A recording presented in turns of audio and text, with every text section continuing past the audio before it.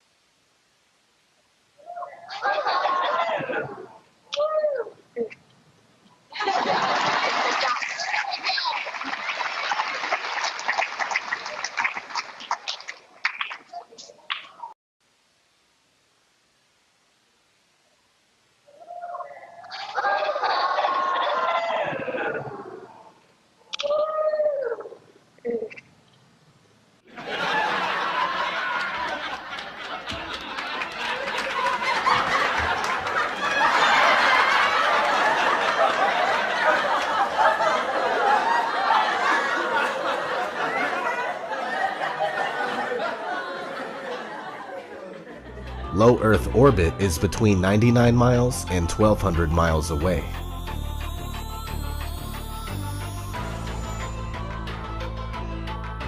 The moon is claimed to be 238,000 miles away.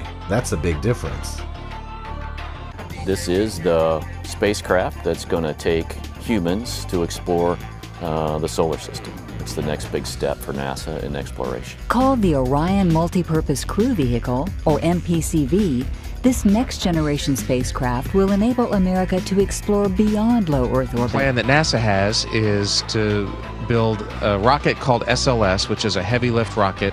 It's something that is much bigger than what we have today, and it will be able to launch the Orion capsule with humans on board, as well as landers or other components to destinations beyond Earth orbit. Right now, we only can fly in Earth orbit. That's the farthest that we can go. Right now, we only can fly in Earth orbit. That's the farthest that we can go. And this new system that we're building is going to allow us to go beyond and hopefully take humans into the solar system to explore. So the moon, Mars, asteroids, there's a lot of destinations that we could go to, and we're building these building block components in order to allow us to do that eventually. The moon, Mars, the moon. The kinds of technologies that we're testing out on Space Station are definitely helping us with our goals of going beyond low Earth orbit. A set of crewed flights will test and prove the systems required for exploration beyond low Earth orbit.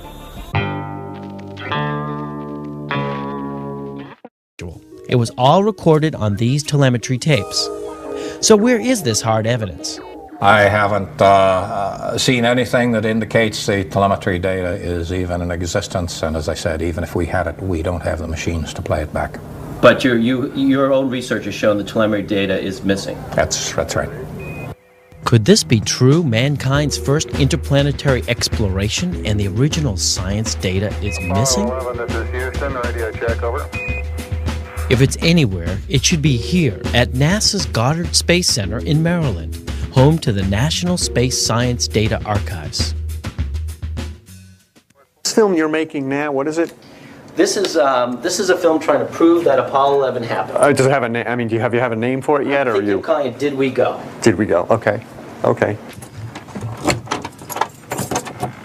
Doesn't have it either. The Smithsonian doesn't have it. Johnson doesn't have it. Right. We've been unable to track it down. I mean, we don't know where this telemetry data ended up, and we don't know what path it may have taken. So, unfortunately, I'm afraid I can't really give you much of a clue as to where this data ended up and whether it still exists or not.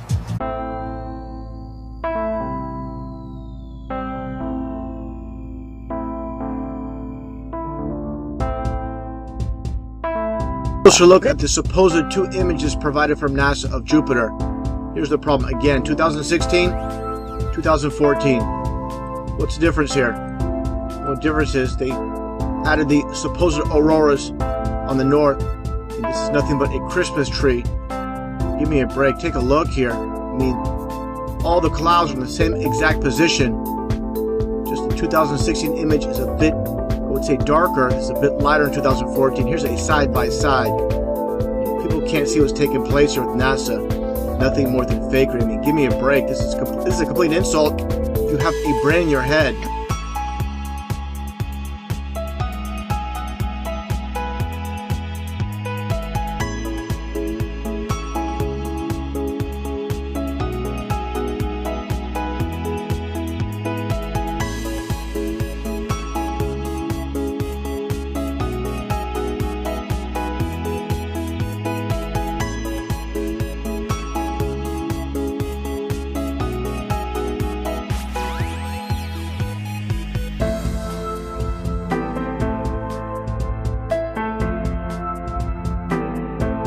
So I keep digging a little bit deeper, and I finally get underneath this cloud cover here, and a few images pop up. And I say, oh, images, what are they? Well, this is what you got, which I'm sure that looks familiar to you, right? Looks just like the pictures they give us of Mars. So I'm just kind of creeping around here and definitely noticing the same kind of undulation changes and same kind of rock, same kind of dirt. Only thing that's missing is that nice little red tint that they pay somebody $150,000 a year to put on there, right? Whose orange Hummer is this? Okay, that looks like a NASA symbol. Well, let's dig a little further because I can't really see anything on here other than it certainly looks like a NASA symbol. And I can't read that. Tried. Cameras set up, tents, ATVs, food. They've been there a while. It's not a one-day trip. Got their antennas set up out in the middle of nowhere in Greenland. Another ATV, a leveler equipment. So I'll keep kind of going through here and see if it. What the?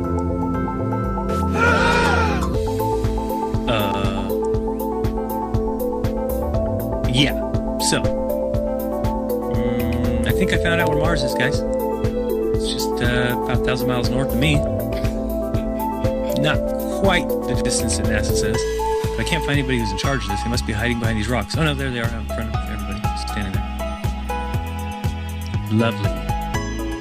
Cloud number 1, cloud number 2, cloud number 3.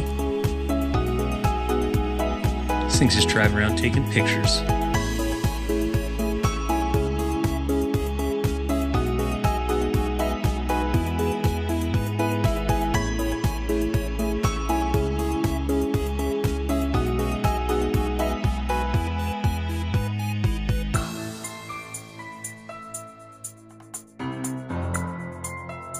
Simmons' job is... It's primarily taking data and making pictures out of it. That's what this is. A composite of data sets from several different instruments translated into a picture.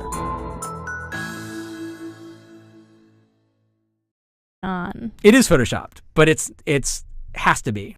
Then there was another layer to sort of simulate the atmosphere. And then there's this little bright spot. It's called the specular highlight. So it's the reflection of sunlight off of water. Those are the pieces, but you can't just slap them all together. It just didn't look realistic. It looks kind of flat, looks kind of flat, looks kind of flat, or the clouds are sort of too see-through. So I just hit Command Z a lot. There's artistry to creating the world.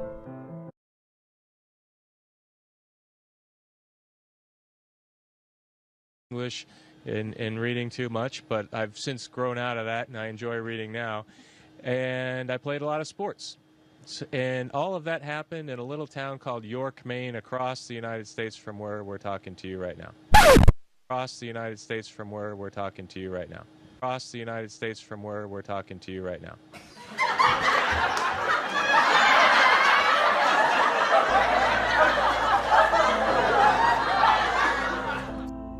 And let's enlist the help of a friend, Paxi.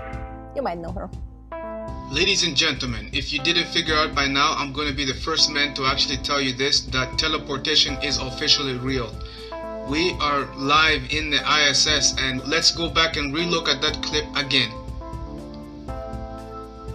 You see it now, watch. Oh, wait. See, this, ladies and gentlemen, should let you know that this is only done through the usage of chroma key. This is chroma key technology. This is green screen or blue screen technology. That's what is being utilized here. This is simply virtual reality that is actually being fed to you, and you're taking this virtual reality, making it the reality. When in fact, all this is simply just virtual CGI, computer generated images. So you decide for yourself. If we have the technology to build the space station and have people go and live in the space station for months and months at a time, and they are there constantly reporting back to Earth the things that they are finding there, then the question is, why go through all this trouble as far as faking the space station itself? Why go through the trouble of faking these people in space who are supposed to be the astronauts who are in space and have their arms disappear from the screen just like that? Why have that? Why go through all that trouble? So this video is an astronaut explaining the mission. It's not like practice footage or anything. Watch closely. Arrangement are Dan sat in the pilot seat during this operation, sort of monitoring the motion of the vehicle, making sure that it was steady and that there were very few vibrations of any sort. Here's a picture of the INSAT actually being deployed from the spacecraft. You can see that the deploy went very smoothly. At the moment of... Did you see it in the background? There was a guy in the background, man. I'm not kidding you. You can't deny that that's someone in the background. There's a guy moving in the background. Here, watch it again. Watch it closely. I looked up, or I tried to look up the size of this rocket. I found this picture. You can see it's massive. So if that rocket is in space and if there's a guy in the background in that footage, that means that there are like giants, like insane big giants floating around in space looking at NASA. That's probably why they don't dare to go back to the moon and why they hide so much stuff. Space is full of giants. An explosion. Velocity 2,900 feet per second, altitude 9 nautical miles, downrange distance 7 nautical miles. This is not standard. This is not something that is planned, of course. I can see a solid rocket booster has broken away from Shuttle Challenger. That's what you're looking at in the middle of your screen. I cannot see the shuttle itself. In 1986, the Shuttle Challenger exploded about 74 seconds after takeoff, killing all 7 astronauts inside. Or did it? It turns out that 6 of the 7 are still alive and kicking today. Ellison Onizuka claims to be his identical twin brother Claude. Yeah, I've got an identical twin brother Claude too. The Challenger pilot Mickey Smith hasn't even bothered changing his name. He's now Professor Michael J. Smith of University of Wisconsin. Now, Krista McAuliffe was a bit of a sneaky one. She was the Challenger payload specialist, quite famous for being a teacher. It turns out during her astronaut days she was using her middle name, Krista, and now she goes by her first name, Sharon, and she's a Syracuse law professor. The Challenger commander, Francis Richard Scobie, is now Dick Scobie, which sounds like a rather unpleasant disease, CEO of Cows in Trees Limited. Judith Resnick, the Challenger mission specialist, again hasn't even bothered changing her name. She's a professor at Yale Law. And finally, Ronald McNair, another Challenger mission specialist, claims to be his identical twin brother, Carl McNair.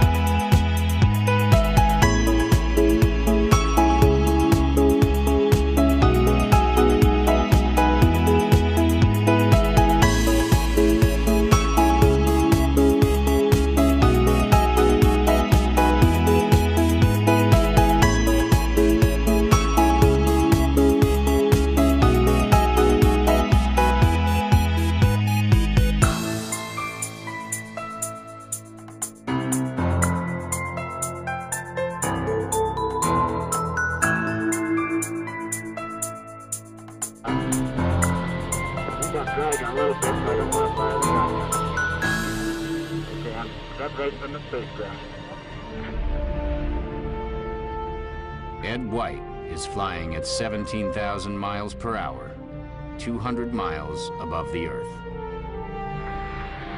Okay, I'm out.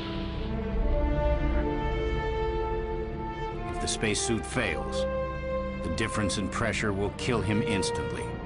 This could be a serious problem because you don't want your stop-motion toy to die in space. As White floats in space, a glove drifts out of the capsule. Oh, so a garden glove floating off makes it real? You're telling me there's an astronaut in space with no glove and a bare hand exposed? And what blew it away? The wind? Today, those pictures are classic. They're still overpowering today to realize, number one, it's been done, and that we did it. It blew me away. How easy it was to deceive everyone. It was quite easy, actually. We all know NASA uses wires, and sometimes we'll catch them like this here. The guy pulled on his wire. However, some days when you're filming live, things just don't work out, and it becomes so blatantly obvious, it's ridiculous. So, in this clip, they're talking, live feed, and we have a astronaut go by us in the background, obviously trying to give it a more realistic, spacey, station busy effect. The only problem is the camera that was supposed to mask this harness out, or the video feed, is not working. And so we see the guy come flying along in a harness on his wires. Pretty amazing. But that's not all that goes wrong here.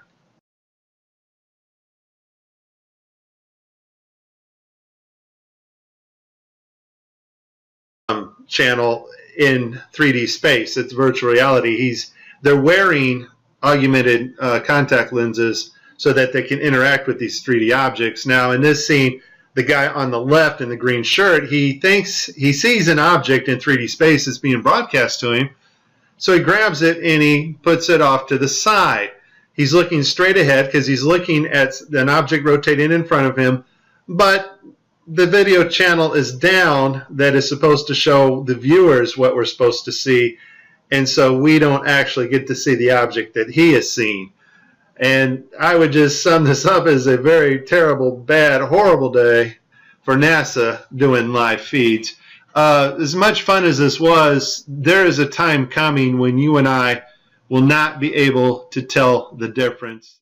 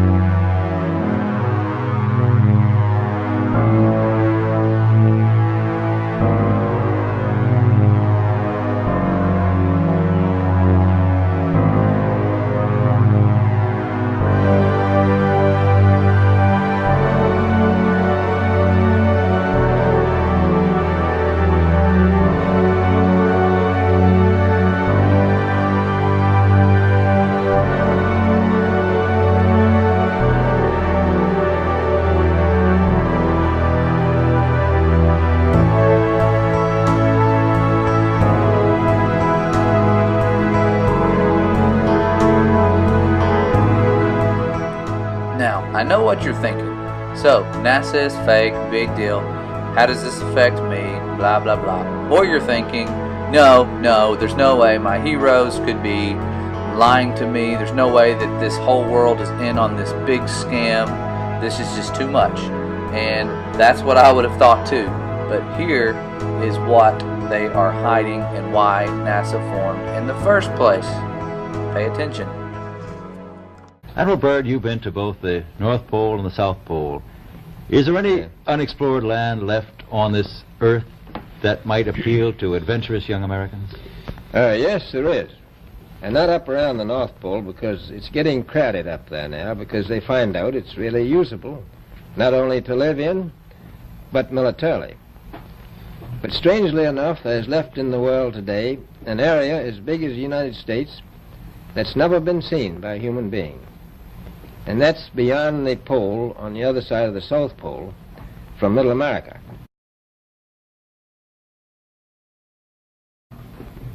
And I think it's quite astonishing that there should be an area as big as that unexplored. That's a tremendous So challenge. there's a lot of adventure left down at the bottom of the world. A number of expeditions that will follow, I think, year after year, at the bottom of the world, because the government has really become interested. I tell you one reason they're interested. It's by far the most valuable, important place left in the world for science. That's why the scientific groups all over the nation are really interested. But more important than that, it has to do with the future of the nation, those to come after us, or even during your lifetime. Because it happens to be an untouched reservoir of natural resources. You know, as the world shrinks with an ever-increasing acceleration, far-flung places once useless, like we thought the North Pole was, and no man's land, become very useful. The bottom of the world will be important, not only to us, but to our allies. And it's the most peaceful place in the world. Well, I'm sure that won't last very long. What are the natural resources there? Well, we've found enough of coal within 180 miles of the South Pole in a great ridge of mountains. It's not covered with snow, enough to supply the whole world for quite a while. Well, that's the coal. Now, there's evidence of many other minerals. We are pretty sure there's oil. Now, that coal shows the bottom of the world. Now, by far the coldest spot in the world. Where that coal is gets 100 below zero in the winter. Well, it was once tropical. So we think there's oil there, and there's evidence, probably uranium there. is it any secret, is there uranium there? That would be the only thing that would be practical to actually go after, I suppose. Everything else would be economically unfeasible, wouldn't it? Well, as we recklessly expend our resources, the time will come when we'll have to go after that stuff down there. Well, Admiral Byrd, are private expeditions a thing of the past? Is expedition and exploration, making expedition and exploration now purely a government function because of the tremendous cost No, I and don't think organization? so. I think down south it may be more or less a thing of the past, but not other expeditions that go there. A lot of them go north now. The North Pole is the center of an ocean 10,000 feet deep. The South Pole, the center of a plateau 10,000 feet high.